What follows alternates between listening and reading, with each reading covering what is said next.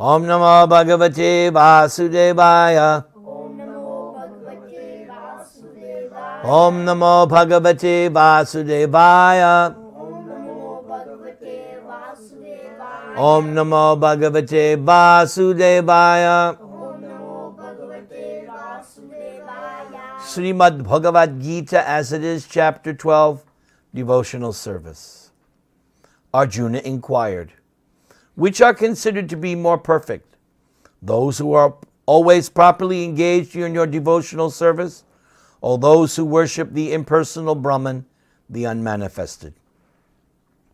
The Supreme Personality of Godhead said, those who fix their minds in my personal form and are always engaged in worshiping me with great and transcendental faith are considered by me to be most perfect. But those who fully worship the unmanifested, that which lies beyond the perception of the senses, the all-pervading, inconceivable, unchanging, fixed and immovable, the impersonal conception of the absolute truth, by controlling the various senses and being equally disposed to everyone, such persons, engaged in the welfare of all, at last achieve me. For those whose minds are attached to the unmanifested, impersonal feature of the Supreme, advancement is very troublesome. To make progress in that discipline is always difficult for those who are embodied. But those who worship me, giving up all their activities unto me, and being devoted to me without deviation, engaged in devotional service, and always meditating upon me, having fixed their minds upon me, O son of Pritha, for them I am the swift deliverer from the ocean of birth and death. Just fix your mind upon me, the Supreme Personality of Godhead, and engage all your intelligence in me. Thus you will live in me always without a doubt. My dear Arjuna, O winner of wealth, if you cannot fix your mind upon me without deviation, then follow the regulative principles of Bhakti Yoga. In this way, develop a desire to attain me. If you cannot practice the regulations of Bhakti Yoga, then just try to work for me, because by working for me, you will come to the perfect stage. If, however, you aren't able to work in this consciousness of me, then try to act giving up all results of your work and try to be self-situated. If you cannot take to this practice, then engage yourself in the cultivation of knowledge. Better than knowledge, however, is meditation, and better than meditation is renunciation of the fruits of action.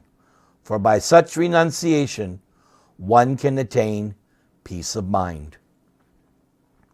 One who is not envious, but is a kind friend to all living entities, who does not think himself a proprietor, and is free from false ego, who is equal in both happiness and distress, who is tolerant, always satisfied, self-controlled, and engaged in devotional service with determination, his mind and intelligence fixed on me.